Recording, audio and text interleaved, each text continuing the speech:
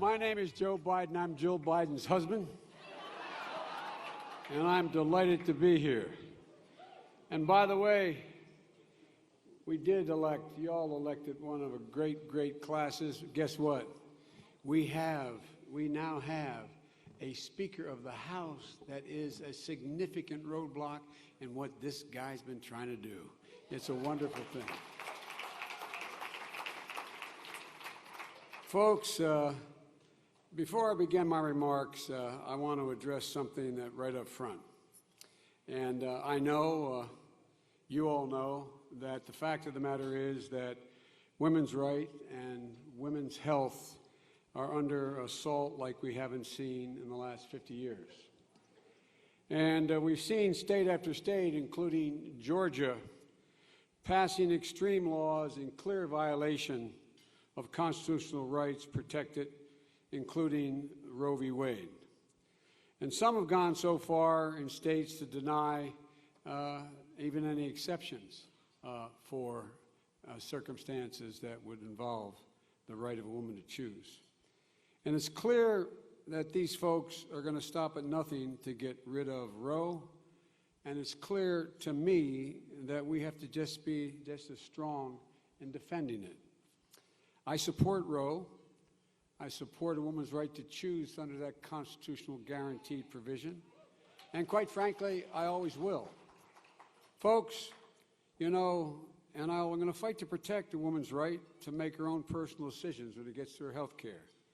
I've also, for many years, and let me say this before you start to clap or boo, is that for many years as U.S. Senator, I've supported the Hyde Amendment like many others have, because there was sufficient monies and circumstances where women were able to exercise that right, women of color, poor women, women who are not able to have access, and it was not under attack as it was then, as it is now. But circumstances have changed. I've been working through the final details of my health care plan, like others in this race, and I've been struggling with the problems that Hyde now presents. It's become clear to me that to get universal coverage and to provide for the full range of health services women need, which I plan to do with the continued expansion of Medicaid and a public option of a Medicare plan, in that environment where providers like Planned Parenthood are under unrelenting attack, where we have a circumstance, and I want to be clear why I'm taking the position I have. So I make no apologies for my last position, and I make no apologies for what I'm about to say. The fact of the matter is that when, in fact, there is this enormous pressure and even threat to close down clinics that are available in the past for women who do not have the funds but are able to have them paid for privately, as we've been able to do, that was one thing. But we now see so many Republican governors denying health care to millions of the most poorest and most vulnerable Americans by refusing even Medicaid expansion. I can't justify leaving millions of women without access to the care they need and the ability to exercise their constitutionally protected right. If I believe health care is a right, as I do, I can no longer support an amendment that makes that right dependent on someone's zip code.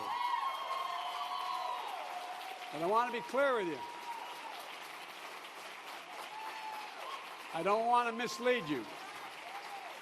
If in fact it was still available, I think, just as I've never attempted to impose my views on anyone else as to when life begins, I have never attempted to impose my view on who should pay for it if people fundamentally disagree with the position we take. But folks, times have changed. I don't think these guys are going to let up.